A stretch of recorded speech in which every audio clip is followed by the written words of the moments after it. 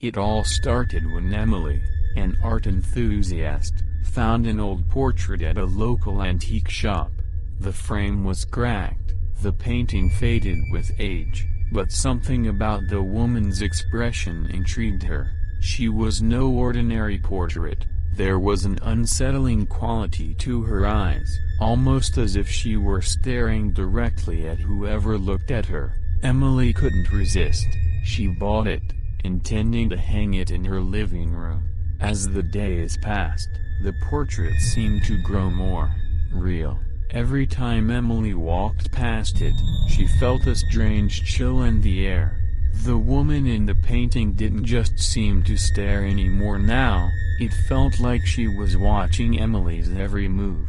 But the oddest part was that the image of the woman never seemed to change, yet Emily felt like she could see her eyes follow her.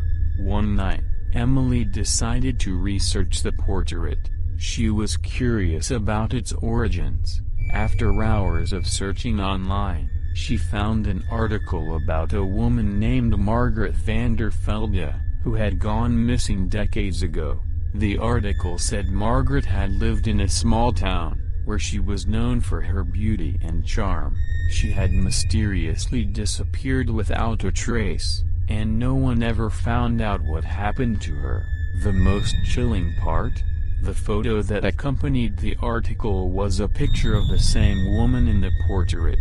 Emily's heart began to race. She had to know more. She visited the library the next day and dug deeper into Margaret's story. As she flipped through old records, she discovered that the woman had been last seen standing outside her home, staring at a strange, abandoned house on the outskirts of town.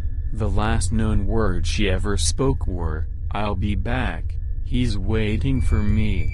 That night, as Emily lay in bed, she woke up to the sound of faint whispers. She couldn't tell where they were coming from, but they seemed to grow louder, as if they were getting closer. She turned to look at the portrait hanging on her wall.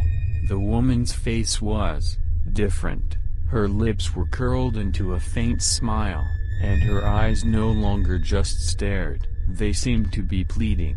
The whispers turned into a voice, a soft, distant voice calling her name.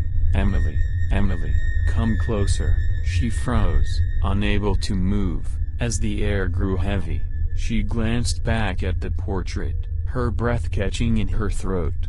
The woman in the painting now appeared to be slowly moving toward her, almost as if she were reaching out. Before Emily could react, the portrait fell off the wall with a loud crash, shattering into pieces. The room went cold, and in the corner of the shattered frame, the image of the woman was no longer painted on the canvas. Instead, there was a mirror, reflecting Emily's own face. And behind her, was the woman, standing in the doorway, smiling.